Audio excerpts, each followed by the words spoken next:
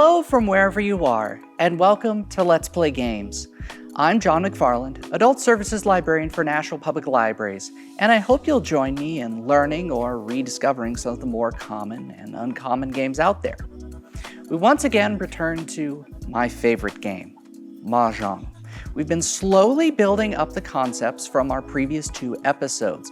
Now, we're going to add the wins, show you a full wall, and how you can make a whole lot of points, because I'm going to have to talk about scoring eventually. Let's get stuck in.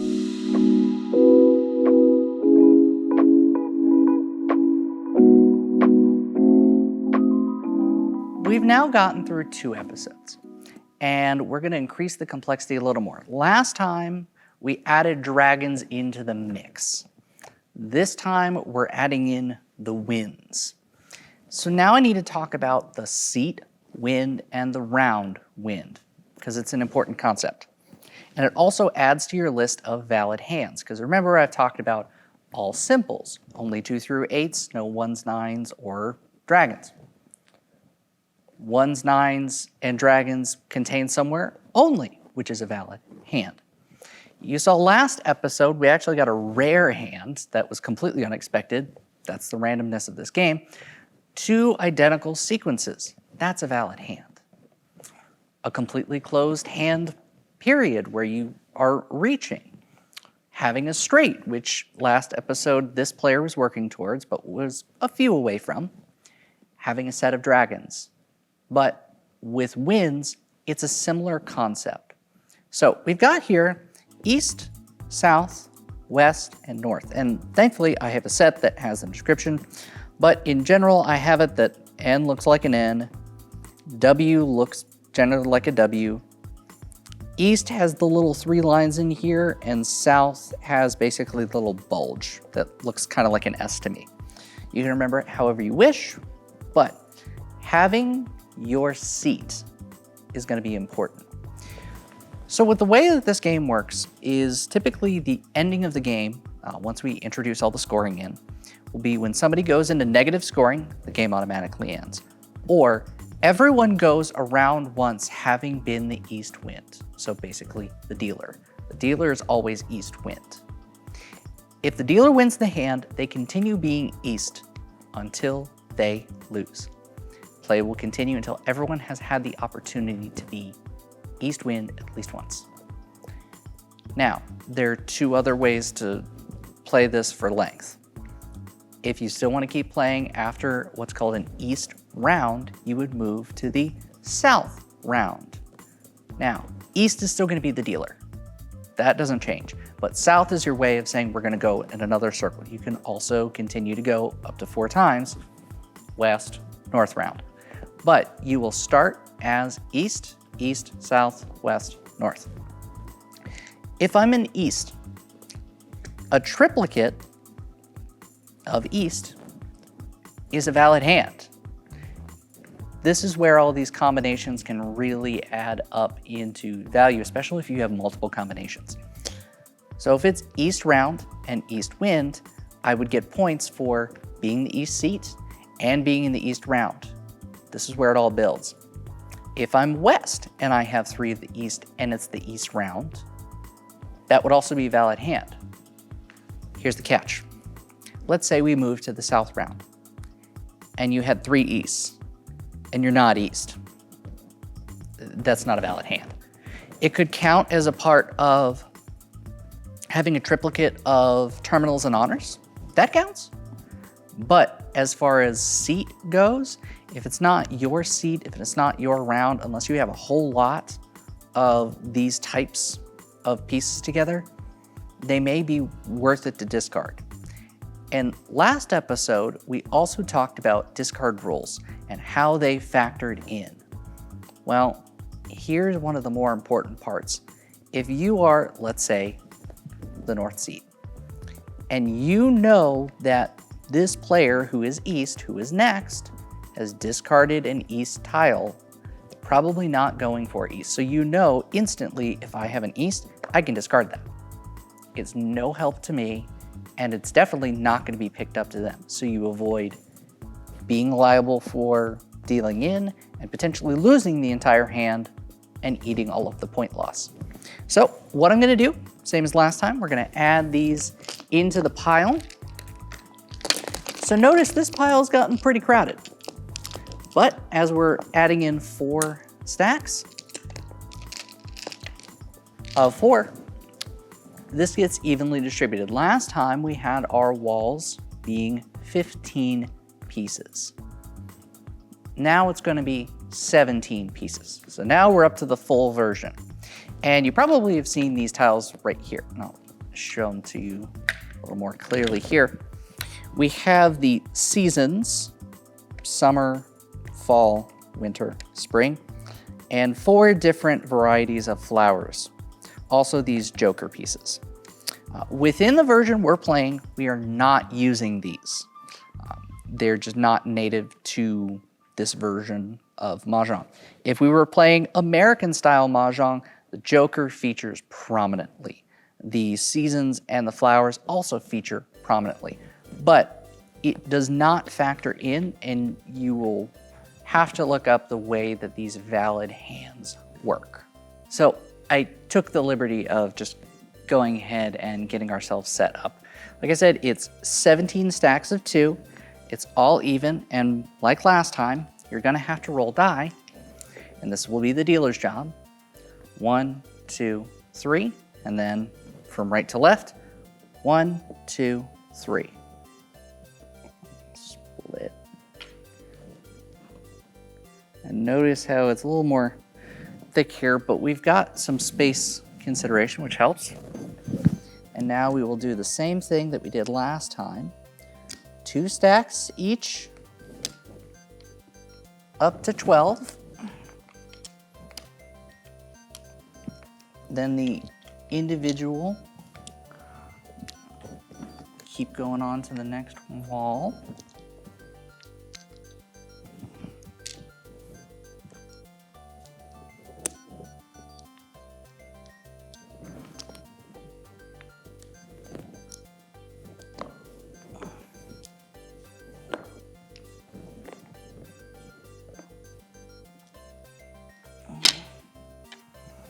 Okay, so now we've drawn, and let's go and get this last piece.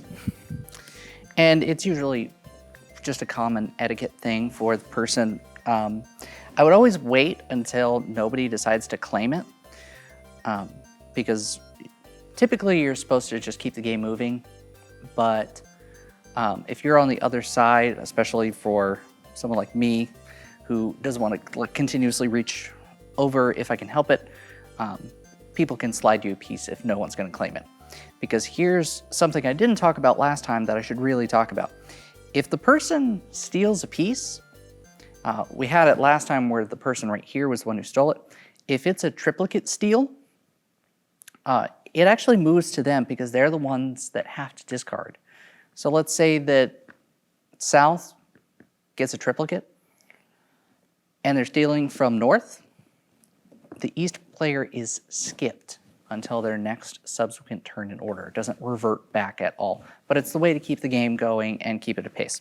So we're gonna go ahead and get these hands set up here. And now we're gonna look into what hands they could possibly go for, because you gotta add more to the mix.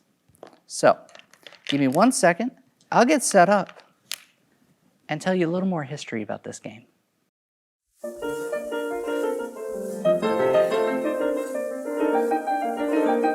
So we've gone into the evolution of the game from the money suited down to Ma Diao and Peng Hu. Now we have Ma Jiao or Ma Jiao. It was a term that was written down by contemporaries of the British in the 19th and early 20th centuries. We also have primary accounts from the French and the Japanese, which would be around the area.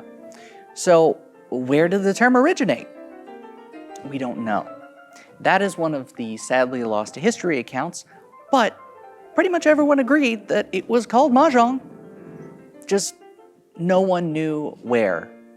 Sometimes we don't have an answer.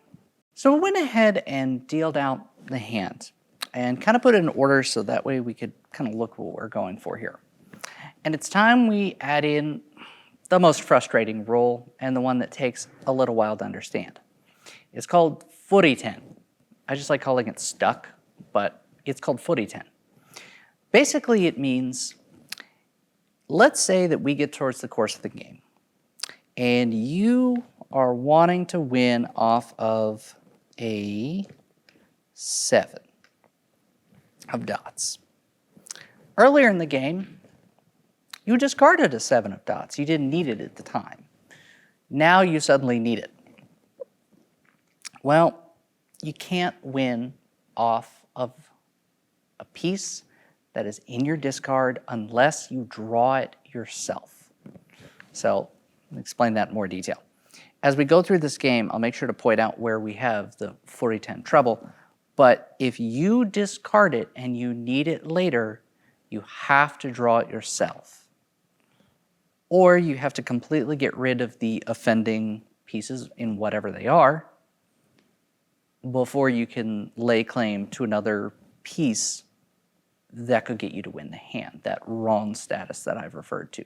So this is where sometimes you get a little trapped, and why it's so important at the beginning to understand what hand you're going for and when exactly you're going to switch.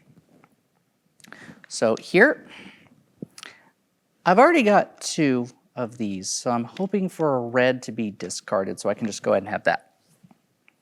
Notice that they have greens over here. Once I discard this green, which I'm probably going to do fairly certain, because in the order of what's safe versus not safe to discard, dragons are usually pretty safe. Notice we didn't get any of the wins, so we won't have to deal with that for now. We are in east wind of east round, as I am east table right here. So one more thing to make sure you don't forget it before each individual game is here's the con pieces for if you get a 4 of a kind. The Dora that you flip, it's the next piece subsequently down, so the 6 of dots is your Dora indicator. 1, 2, 3, 4. So right here, careful with it, is our stopping point. So why do we have these 5? Let me explain this real quick. Each time that you have a con, and it's called, you will flip another one of these Dora indicators. So let's say over the course of the round somebody gets a con, we'll flip it, and then that's rare.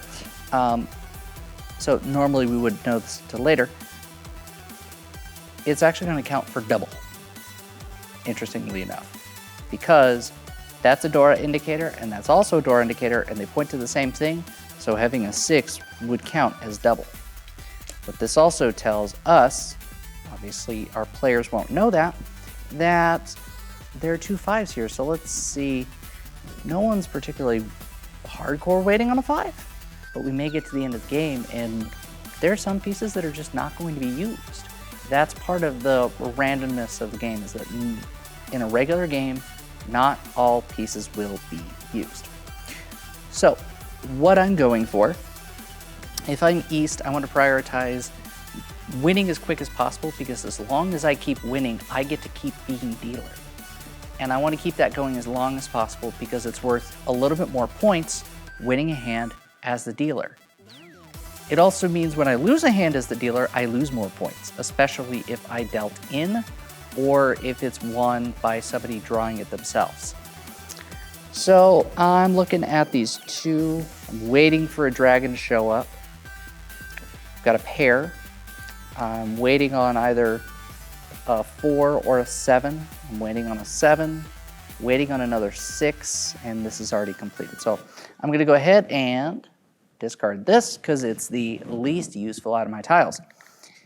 And remember I talked about our thievery rules. Normally it would be the player to my right's hand, but they need that dragon. And instantly, is it worth less? Yes, but it's now automatically a valid hand. All I need to do is complete as fast as possible what I'm going for. I'll go ahead and notate this now. Triplicates are worth more points than sequences. Sequences are easier to get than triplicates. Now that I've opened my hand, I have no inherent issue with stealing other pieces. Matter of fact, if I can do this quickly, I can make sure that this person is no longer dealer and it moves to the next person, because you want it to get to you and then you want to keep being dealer as long as possible. This is kind of the strategy of the game. This is where I talked about a couple episodes ago, the concept of the banker. Well, this is where that game comes into play. Those rules are still there. So I've stolen that piece, and we're gonna get rid of the most extraneous one, which is for now gonna be this 4. And now it's gonna return to being east. So they'll get to draw again. 1, which will be no help. And this is, again, I referred to this last episode, when you have 4 people sitting here, it's a whole lot easier. 8, so now we've got a pair. 5, 7, 4. Get rid of this 1, because remember, it's on the outside. 1s are relatively easy to tell that they're safe. 3, which actually helps complete this, which is not bad. Pretty much everybody's going for a dragon strategy here. 1, we'll do that. So everybody getting rid of their terminals pretty quick, because it's just not going to be help. 6, 7.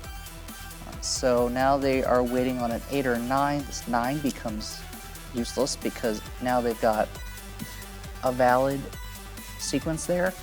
This is where the speed element comes in, because notice it ends here. You've only got about maybe 10 or 14 draws, depending on how quickly it goes and how many times pieces get stolen.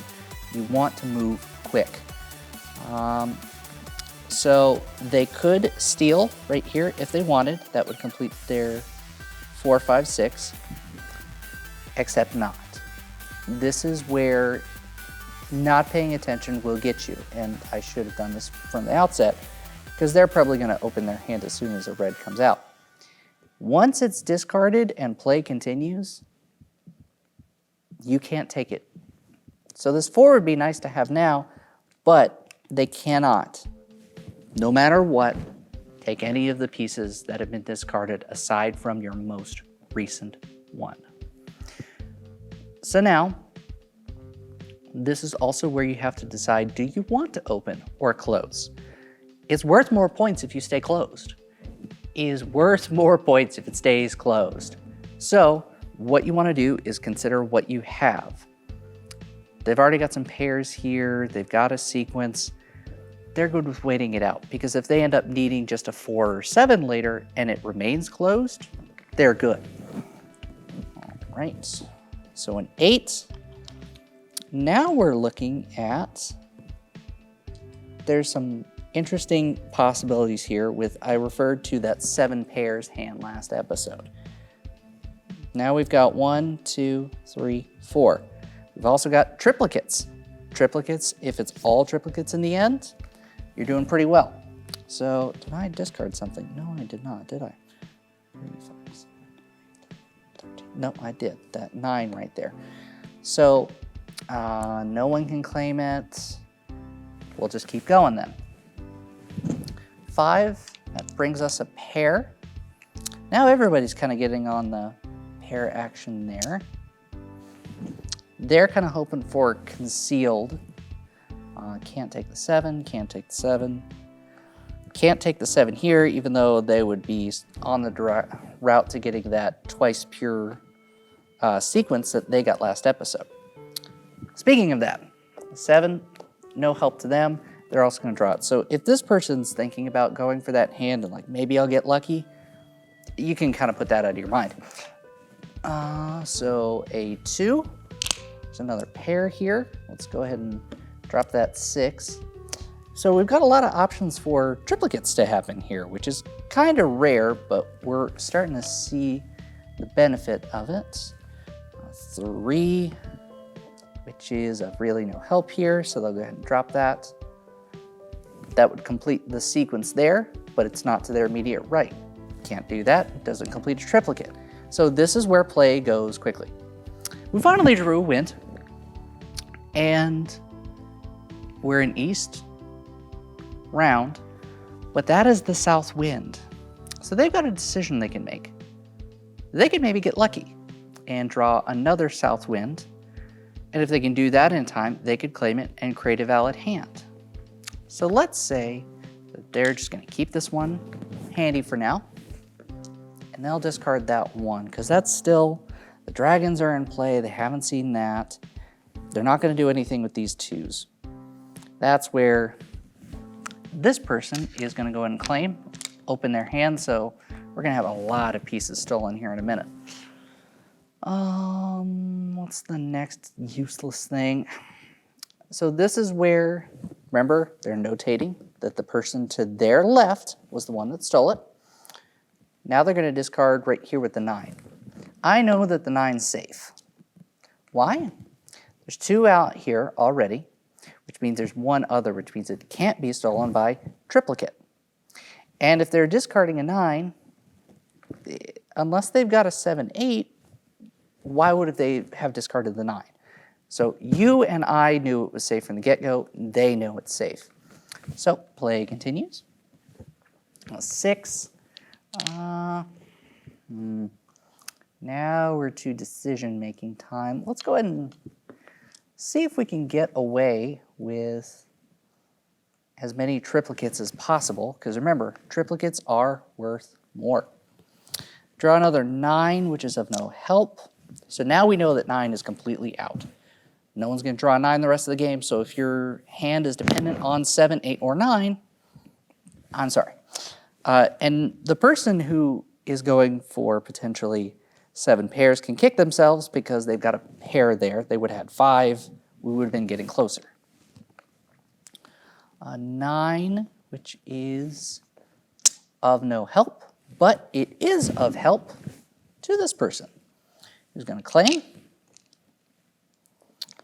And they're going to have an open, so the player here and the player here has contributed 1. And I'm going to see what's been dropped yet. So I'm going to keep this 2, keep this 5, see if I can get just all triplicates, no matter what. At this point, then it's a question of, do you want to deal in? And you don't really have any information aside from like right here, which isn't of help. So I'm going to go with the lesser risk, which is this 2, because it doesn't fit into the potential for a 3, 4, 5, or a 4, 5, 6, or a 2, 3, 4. 2 is the safer one because it's only going to be of sequences either 1, 2, or 3, or 2, or 3, or 4. So now we're going to keep going. 1, which is again, and I'll kind of give it a pause here. This person now has not 1, but 2 pairs. This is going to be the frustration of this game, is I would have discarded, for example, like this 5 and 6 here. So I would have had, let's see, that's 4 pieces there. 1, 2, 3, 4. I'd had 6 pairs. At that point, it would be hoping and praying that maybe that 2 would have been available, because at that point, discard-wise, would have been kind of frustrating, but I've discarded this 2 and probably been waiting on a 3 to show up or a 1 to show up, since I know that's a safe piece anyways. Part of it is if they think it's a safe piece, the other players might think it's a safe piece. So this is where you kind of get to the frustration in a game of, wait a minute, I could have had a different hand there and it could have gone a completely different way. This is why this game can be frustrating sometimes, but it's also why it can be so fun when you get a hand that actually works out. Now hold on a second. I want to take another step back, and we'll continue this round and see just how many pieces can end up being stolen. More in a second.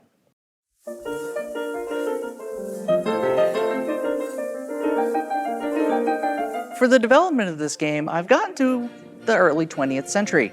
So how did it make it over to the West? Abercrombie and Fitch. Yes, the clothing store that you now go into the mall.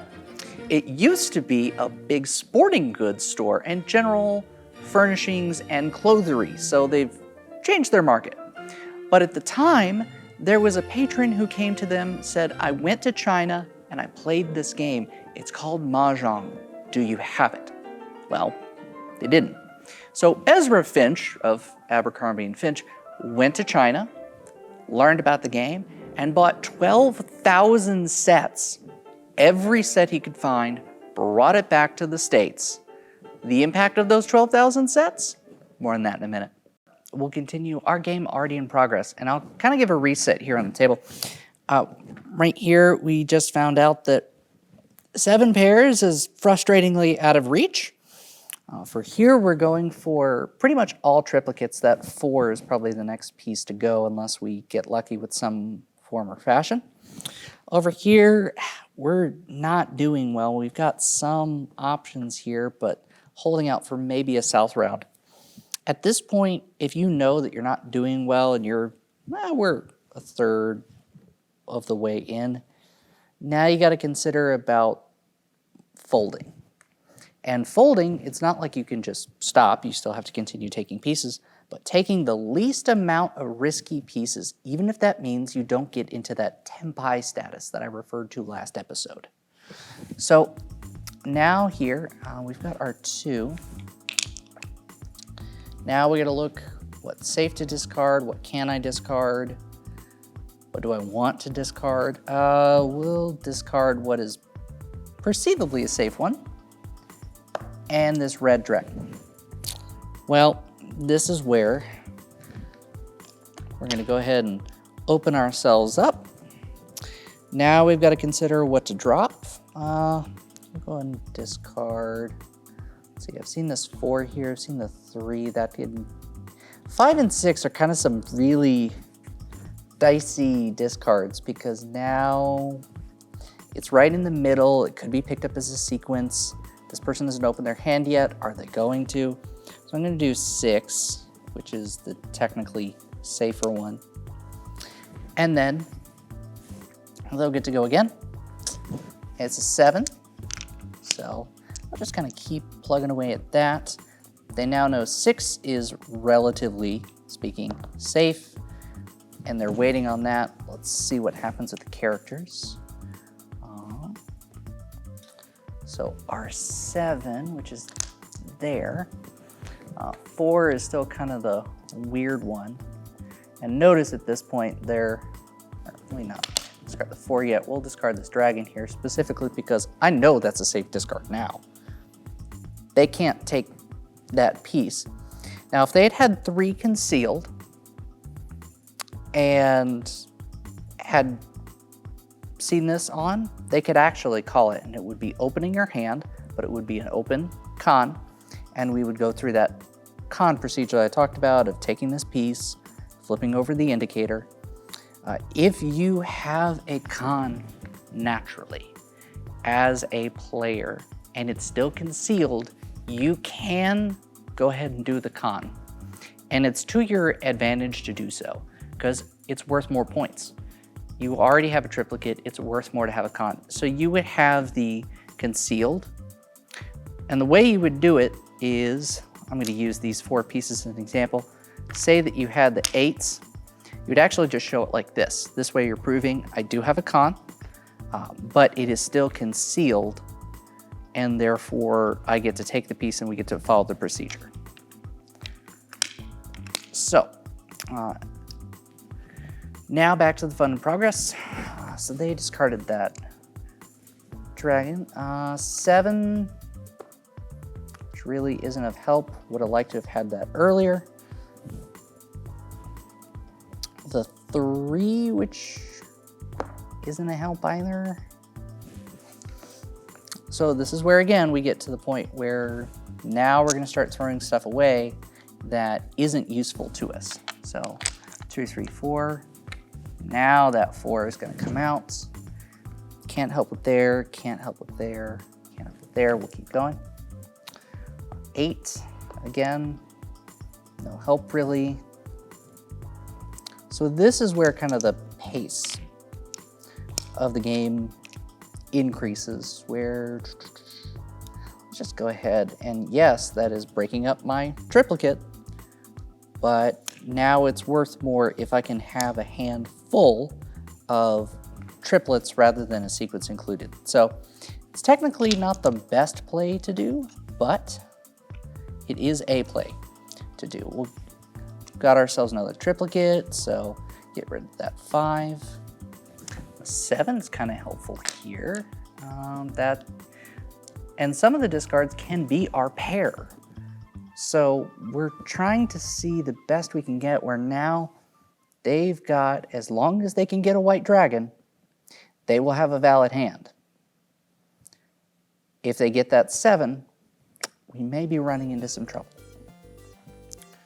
So, let's see, they're still short. So 4, which is again, no real help. 6, no real help, even though that is a riskier discard, it's not really gonna help you much here. 8, which is of no help.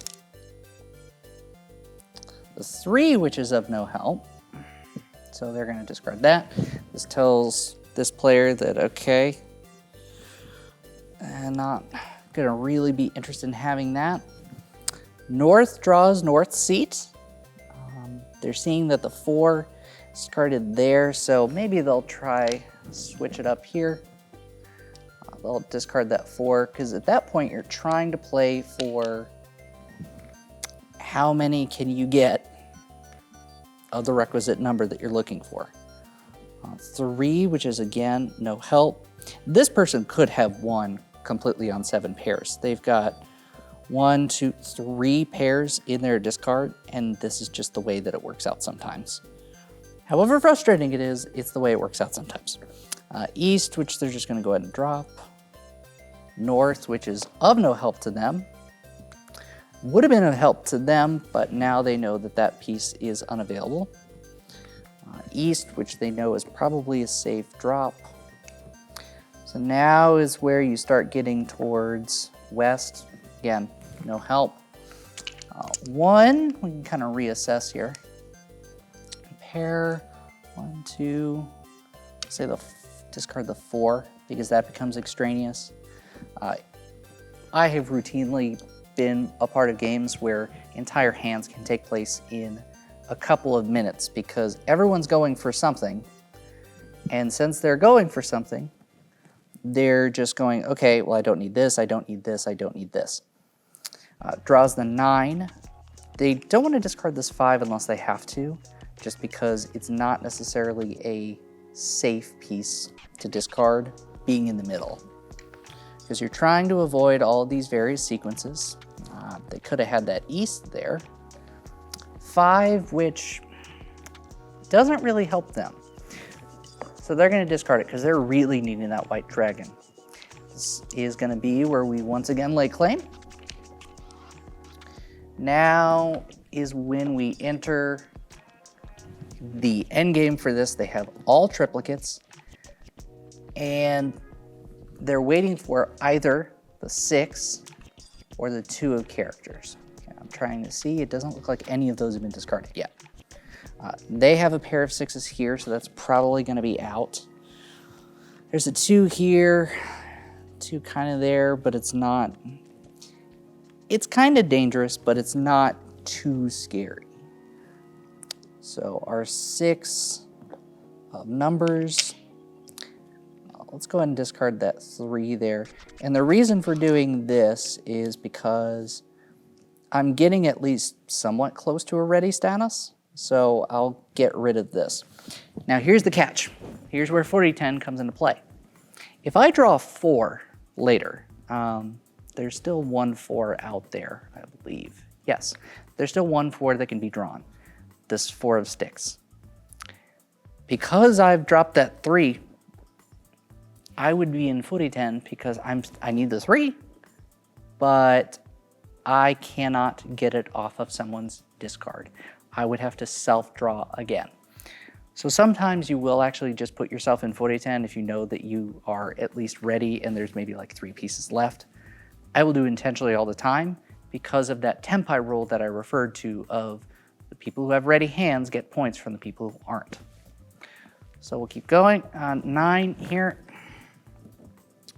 Which isn't really a help to me. A 9 here, which also isn't of any help, and not really of help to anyone else. A 3 here, which isn't the thing I need, so that gets discarded. And that can't be picked up because, again, sequences can only be picked up by your immediate right. 4. All right, so that's our 4, 5, 6. Now we need some help. We're waiting to see what happens. The 6s aren't going to be coming out. So now we're kind of in a period of, trying not to do too much. And 6s would mean it would be completely over here. And you want to go for what's the safest discard. I've seen a lot of 3s and 4s drop, so I'm going to go ahead and drop this. And because I've already dropped this 3, that would be part of the 40-10 roll anyways. They've got their con. That's that concealed it. Flip that. So they would announce they have a con. We're going to flip this indicator over, that extra 5 we knew about, and they're going to get a piece. This piece they don't need, but 7, so they'll discard that. And then this person, interestingly enough, draws the 7, which is also of no help. An 8, which is of no help to them, so that's going to be discarded. That's going to be plucked. We're going to get rid of that 2. Draws another north, which is of no help. Another north. Now it's just easily discardable. 4, which is also going to be no help. 1, 2, 3. So now notice we're getting towards the end. A 2, which is of no help. But this is where we run into the problem of 2. This person can claim it and now has a fully valid hand. It is all triplicates and Dragon Wind. That's the hand. So let's go ahead and look for a second. That person was as close to ready as you can be. So they would be in that Tempai status that I referred to. They're just waiting on a 7 would put them in Tempai. Another White Dragon would have been a valid hand. This person's not in Tempai yet. They needed a little bit more help. So let's see what pieces were left that would have potentially worked out. So West would have been helpful. The Green Dragon, which wouldn't have been helpful. The 7, which wouldn't have been helpful. 8.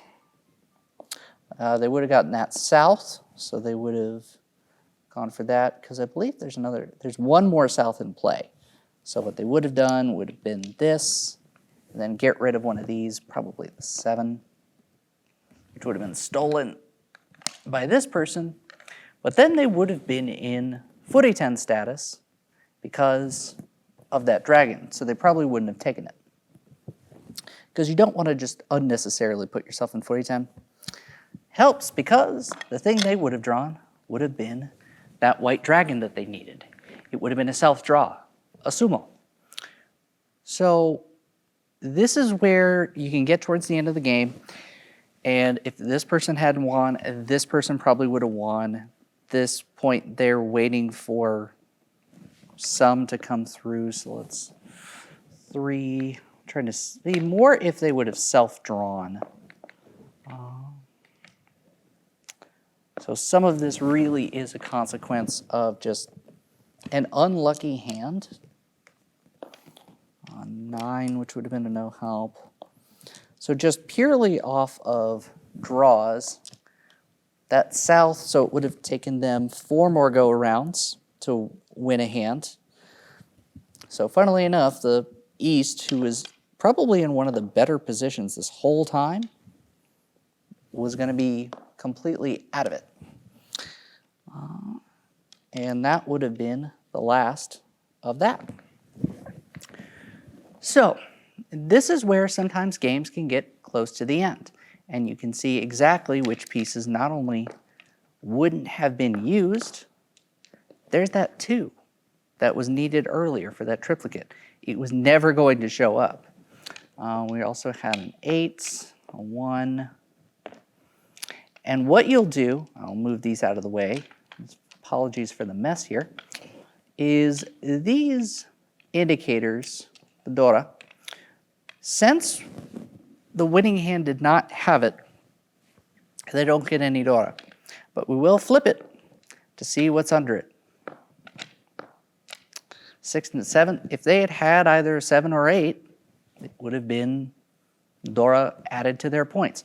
So this is kind of the continued complexity of the game and how it can really evolve into looking for some really specific combinations.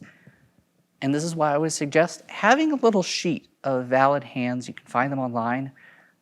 Start learning the simplistic ones and the most common ones, and it'll keep developing. But I promise you, next time I've got some very interesting and rare ones to talk about.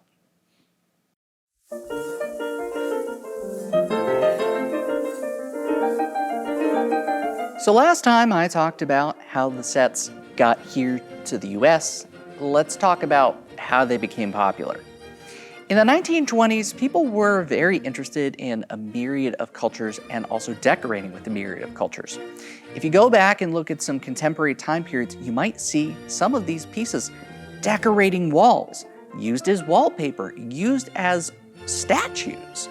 There was a legitimate Mahjong craze in New York prevalently, and also in some areas in California across demographic lines. One important pickup that I'll have to talk about later is Mahjong, slightly separate. It's 2 words with 2 G's at the very end. The Jewish women picked up this game, loved it, made their own rule set, and it is probably one of the most commonly played variants of Mahjong in existence. That's all the time we have for today. Thanks for tuning in.